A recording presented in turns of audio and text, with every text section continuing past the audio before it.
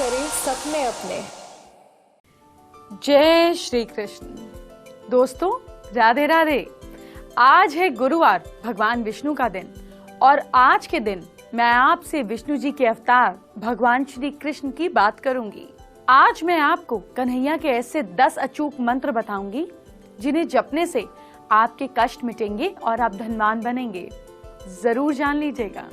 जपने का तरीका भी बताऊंगी। आज आपको कृष्ण जी के दिव्य पैर के दर्शन कराऊंगी। भगवान के पैर का एक भी संकेत आपके पैर में मिल गया तो जीवन सफल समझिए। और आज होंगे बांके बिहारी मंदिर के दर्शन। घर बैठे आपको मुरारी जी के दिव्य दर्शन कराएंगे। भगवान विष्णु के दिन आपके हर कष्ट को मिटाकर मनोकामना पूरी करने वाली श्री कृष्ण के 10 मंत्रों की जानकारी देने वाली हूँ। ये जानकारी आपके बहुत बहुत बहुत काम आएगी। आपको धनवान बनवाने वाले मंत्र हैं। आइए एक एक कर एक एक मंत्र पर बात करते हैं। मैं सारे मंत्र बहुत आराम से पढ़ूंगी ताकि आप नोट कर सकें, नहीं तो आप स्क्रीन की फोटो भी क्लिक कर सकते हैं। क्रीम कृष्णाय नमः। इस मंत्र के उच्चारण करने से अटके धन की प्राप्ति होती है और घर परिवार में सुख संपत्ति की वर्षा होती है। मंत्र के जाप करने की विधि भी जान ली। हिंदू धर्मशास्त्रों के अनुसार इस मंत्र का ये विधान बताया गया है कि इसे सुबह नहाने के बाद घर के मंदिर के पास बैठकर 108 बार जाप करना चाहिए। इस मंत्र के जाप से मनुष्य की सभी कष्टों का, सभी प्रॉब्लम्स का एंड होता है और साथ साथ रुके हुए पैसे अगर कहीं होते हैं तो उसकी प्राप्ति होती है। दूसरा मंत्र जानिए। ओम श्री नमः श्री कृष्णाय परिपूर्ण तमाय स्वाहा।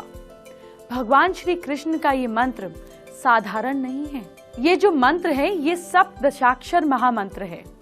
दूसरे मंत्र 108 बार जप करने से सिद्ध हो जाते हैं, पर इस मंत्र का जाप 1 लाख बार करने से, मतलब आप इसको 1 लाख टाइम्स करेंगे तभी ये सिद्ध होगा। जप को सिद्ध करने की विधि क्या है? जप के समय हवन का, दशांश अभिषेक का, दशांश तर्पण और साथ साथ तर्पण का दशांश मार्जन करने का विधान होता है। ये मंत्र सिद्ध हो जाता है। इससे करोड़पति होने से, जो इंसान इसको सिद्ध कर लेता है, उसे मेहनत करके करोड़पति होने से कोई नहीं रोक सकता। आप सोचें कि कोई काम नहीं करें, मंत्र सिद्ध कर लें, तो भगवान भी कहते हैं कि कर्म पहले है। तो इसलिए कर्म करेंगे, मंत्र सिद्ध करेंगे तो करोड़पति होने से कोई नहीं रोक पाएगा। तीसरा मंत्र गोलभ्य स्वाहा। ये मंत्र दिखने में, सुनने में तो सिर्फ 2 अक्षर का लग रहा है, लेकिन इन मंत्रों में 7 शब्दों का प्रयोग किया गया है। यदि इस मंत्र के उच्चारण से थोड़ी भी चूक हो जाए, थोड़ा भी हम गलती कर जाए, तो ये मंत्र सिद्ध नहीं होता। सिद्ध करने की विधि क्या है? इसको जापों की संख्या को तय नहीं है, मतलब इसको कितना जाप करना है सिद्ध करने के लिए ये तय नहीं है। फिर भी इस मंत्र का 1.25 लाख बार जाप करना चाहिए। अगर आप जल्दी ही धनवान बनना चाहते हैं तो इस मंत्र का इस्तेमाल चलते हुए करें, कुछ काम करते हुए, या फिर आप जगी हुई अवस्था में कभी भी इसका जाप कर सकते हैं। इस मंत्र का उच्चारण से कोई भी चूक नहीं होनी चाहिए। देखिए, प्रोनाउंसिएशन परफेक्ट हो। चौथा मंत्र है गोकुल नाथाय नमः। इस 8 अक्षरी वाले श्री कृष्ण मंत्र को जो भी साधक इसका जाप करता है उसकी सभी इच्छाएं पूरी हो जाती हैं।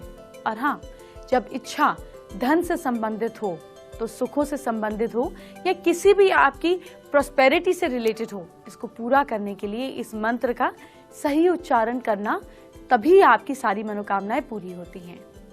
5वां मंत्र है क्लीं ग्लौं क्लीं श्याम लांगाय नमः।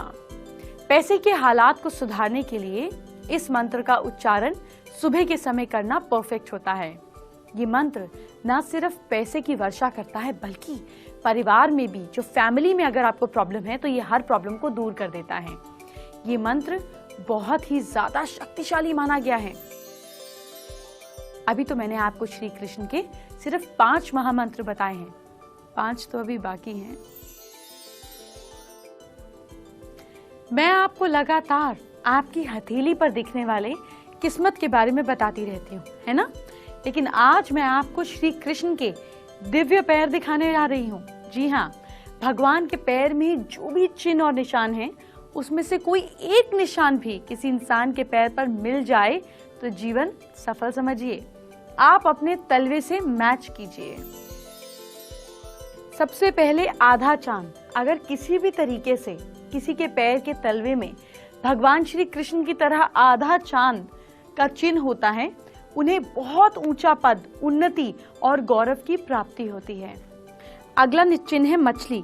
कई बार मछली किसी भी फॉर्म में आपके पैर पर शेप ले सकती है। ऐसे फिश के अगर आपके पैर पे मछली बनी है तो भगवान विष्णु का अवतार होने के कारण इसे सफलता का सूचक माना गया है। अगर किसी के पांव के तलवे पर या हथेली में मछली का निशान है तो उसे बहुत शुभ माना जाता है। इसी तरह पांव के तले में शंख का निशान, इस तरह से आप देखेंगे कि शंख का निशान बना होता है पांव के तलवे में। अगर इस तरीके का शंख का निशान होता है तो इसको सफलता और समृद्धि का सूचक समझिए। ऐसे लोग अधिकारी बनते हैं। पैर में धनुष का चिन्ह हो, कई बार धनुष तीर के साथ होता है, कई बार खाली धनुष भी होता है। अगर खाली धनुष का चिन्ह आपके पैर में होता है तो ये बहुत शुभ होता है। जिस इंसान के पैर में ट्रायंगल होता है, आप देखेंगे ट्रायंगल का निशान भी होता है, वो बहुत प्रसिद्ध होता है और उसकी प्रतिष्ठा चारों ओर फैलती है। इसी तरह कई बार पैर में अंकुश का, ऐसे तीर का साइन भी, निशान भी बना होता है। ये होना बहुत शुभ होता है। इस प्रकार के लोगों में लीडरशिप क्वालिटी होती है और सरकारी नौकरियों में ये बहुत अच्छा करते हैं। कई बार आप देखेंगे किसी के पैर में कलश का निशान भी होता है। कलश का निशान ये समृद्धि का सूचक होता है। इन लोगों की होल्डिंग कैपेसिटी बहुत अच्छी होती है। जिन भी लोगों के पैर में चिन्ह होता है वो धार्मिक विचार वाले होते हैं और जीवन में खूब पैसा बनाते हैं। उनके अंदर एक आदर की, एक मतलब उनको देखकर लोग उनकी रिस्पेक्ट करते हैं। कुछ लोगों के पैरों में चक्र का डिजाइन होता है, ऐसे स्पाइरल होता है और कई बार ऐसे चक्र भी होता है। दोनों तरीके से निशान हो सकते हैं। जिनके पैर में ये मिलेगा वो विदेश यात्रा, फॉरेन ट्रैवल करते हैं और वहां धन कमाते हैं, अपना नाम रोशन करते हैं। अगर पांव के तलवे में कमल का निशान है, आप ये भी देखेंगे कि कई बार हाथों में भी कमल का निशान ऐसे 3 या 4 पेटल्स में या 5 में भी दिख जाता है। ऐसा होता है कमल का निशान। ऐसे लोग दयालु होते हैं और तो और उदारता का प्रतीक माने जाते हैं, यानी कि ये वर्ल्ड में फेमस होते हैं कि ये लोग बहुत उदार हैं, जेनरस हैं। ऐसे लोग धनी होते हैं और जरूरतमंदों की मदद करते हैं। अब आप देखेंगे बहुत लोगों के हाथ में और पैर में आपको स्वास्तिक का चिन्ह भी दिख जाएगा। स्वास्तिक का चिन्ह धनी होने का सूचक है। आज तो माहौल ही राधे राधे का हो गया है। मुझे याद है अभी तक मैंने आपको श्री कृष्ण के 5 अचूक मंत्रों की जानकारी दी है। अभी भी 5 मंत्र बाकी हैं। वो मंत्र कौन से हैं और कैसे आपके कष्ट दूर होंगे, इन मंत्रों के द्वारा जान लेते हैं। श्री कृष्ण का छठा अचूक मंत्र है ओम नमः भगवते श्री गोविंदाय। ये मंत्र विवाह से संबंधित है, मैरिज से संबंधित है। जिस किसी इंसान की शादी नहीं हो रही है या कोई मनचाहा विवाह करना चाहते हो तो उनको इस मंत्र को सिद्ध करना चाहिए। इससे आपकी शादी परफेक्ट हो जाती है।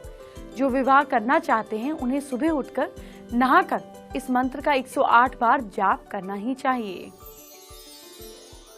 श्री कृष्ण का 7वां अचूक मंत्र जानिए। ऐं क्लीं कृष्णाय ह्रीं गोविंदाय श्रीं गोपीजन वल्लभाय स्वाहा हंसो। इस मंत्र को आप जब उच्चारण करते हैं तो इसका उच्चारण करने में थोड़ी आपको कठिनता, थोड़ा डिफिकल्ट महसूस होता है, लेकिन ये मंत्र उतना ही ज्यादा प्रभावशाली है। और बोलचाल में आपके अंदर मधुरता लानी है, आपको मीठे मीठे बोलना है और ये आपके अंदर भी मधुरता लाता है। ये मंत्र ऐसी शक्ति प्रदान करता है कि जिस भी इंसान इस मंत्र को साध लेता है वो अपनी बात मजबूती से रखना शुरू कर देता है और लोग उसकी इज्जत ज्यादा करने लगते हैं। अब आपको 8वां मंत्र बताती हूँ। ओम श्रीं ह्रीं क्लीं श्री कृष्णाय गोविंदाय गोपीजन वल्लभाय श्रीं श्रीं श्रीं। ये 23 अक्षरी बहुत ही प्रभावशाली मंत्र है जिसके जाप से हर तरीके की बाधा, हर तरीके की प्रॉब्लम का अंत होता है। घर में पैसा आता है, इतना पैसा आता है कि आपको और ज्यादा मेहनत करके इजीली आप पैसा कमा पाते हैं। ऐसी मान्यता है कि इस 23 अक्षरों वाले मंत्र का रोज जाप करने से जीवन में कभी भी पैसे की कमी नहीं आती, हमेशा वैभव आपके जीवन में, प्रोस्पेरिटी आपकी वाहवाही बनी रहती है। श्री कृष्ण का 9वां अचूक मंत्र जानिए। ओम नमो भगवते नंद पुत्राय आनंद बपुषे गोपीजन वल्लभाय स्वाहा। ये श्री कृष्ण का 28 अक्षरों वाला मंत्र है, जिसका जाप करने से आपके मन में जो भी इच्छा होती है वो आपको प्राप्ति होती है। जो भी साधक इस मंत्र का जाप करता है उसको उसके सारे प्रॉब्लम्स का एंड भी होता है और उसकी मनोकामना भी पूरी होती है। लेकिन आपकी मनोकामना सिर्फ अपने फायदे के लिए हो या जग कल्याण के लिए हो, किसी दूसरे की हानि के लिए मनोकामना रखेंगे तो वो कभी पूरी नहीं होगी, उल्टा बैड कर्मास आपके साथ जुड़ेंगे। श्री कृष्ण का 10वां अचूक मंत्र जानिए। ओम कृष्ण कृष्ण महाकृष्ण सर्वज्ञ त्वं प्रसीद में रमा रमण विद्वेश विद्यामाशु प्रयश में। 33 अक्षरों वाले इस महामंत्र में इतनी शक्तियां हैं, इतनी महाशक्तियां हैं कि अगर आप विश्वास के साथ इसका जाप करेंगे तो श्री कृष्ण का ये मंत्र जब भी सिद्ध हो जाएगा या जो भी इसका जाप करता है उसे सभी प्रकार की विद्याएं प्राप्त होती हैं। ये मंत्र बहुत ही ज्यादा सीक्रेटिव माना गया है। इसे करते समय किसी को पता नहीं चलना चाहिए कि ये आपको धनवान, बेहद धनवान बना सकता है। जब भगवान श्री कृष्ण की बात हो ही रही है तो क्यों ना उनकी मथुरा नगरी का चक्कर लगा लिया जाए। आइए आपको घर बैठे मथुरा नगरी के भव्य बांके बिहारी मंदिर के दर्शन करवा देती हूँ। यहाँ ठाकुर जी का दर्शन करते ही आपकी जिंदगी में बदलाव आना शुरू हो जाता है।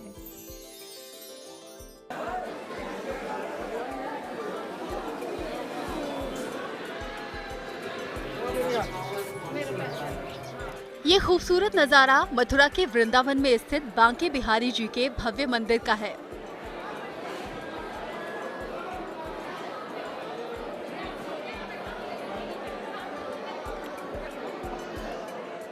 इस मंदिर में बिहारी जी के काले रंग की एक प्रतिमा है। इस प्रतिमा के विषय में मान्यता है कि इस प्रतिमा में साक्षात श्री कृष्ण और राधा समाये हुए हैं, इसीलिए इनके दर्शन मात्र से राधा कृष्ण के दर्शन का फल मिल जाता है। मेरे क्लासरूम में आपका फिर से स्वागत है। मैं लगातार आपको आपकी हैंडराइटिंग पे अपडेट करती हूँ। तो फिर आज मैं आपको फिर से सफलता की हैंडराइटिंग लिखना सिखा रही हूँ। आपके लिए, आपके बच्चों के लिए, सबके लिए ये बहुत जरूरी है। इसको नोट करें और अपने जीवन में बदलाव करें, हैंडराइटिंग में बदलाव कर कर। आपके काम अगर नहीं आ रहा है तो आपके बच्चों के काम आएगा। आप ज्यादा से ज्यादा लोगों में ये चीज बांटिएगा। अब देखिए, राइटिंग में जब बच्चे लिखते हैं तो वो वाले पेज पे लिखवाइए जिसमें कहीं पे लाइंस ड्रॉ नहीं होती, क्योंकि उसमें सही लाइंस के बीच का स्पेस पता चलता है। जो ये वाला पेपर होता है ना, लाइन लाइन वाला, इस पे लिखा हुआ नहीं देखिए, क्योंकि इसमें तो लाइन ऑलरेडी दी हुई है। प्लेन A4 साइज शीट पर फिर लिखवाइए।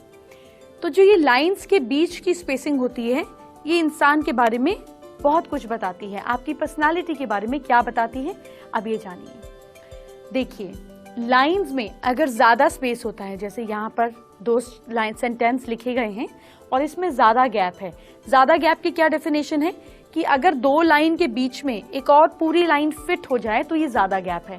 अगर बिल्कुल फंस फंसा के लाइन फिक्स हो तो ये मीडियम गैप है, जितना होना चाहिए। और अगर लाइन के बीच में कुछ भी ना लिखा जा सके तो ये कम गैप है।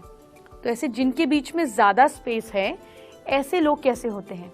ऐसे लोग ज्यादा स्पेस देने वाले होते हैं, दूरदर्शी होते हैं।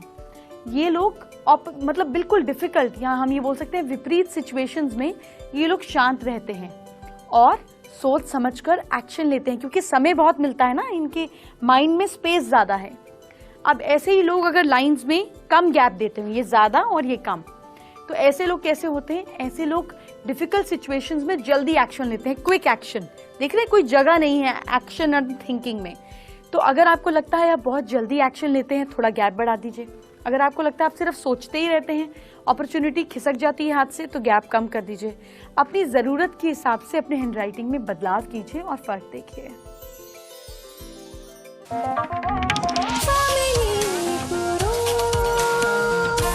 साकार करें सपने अपने।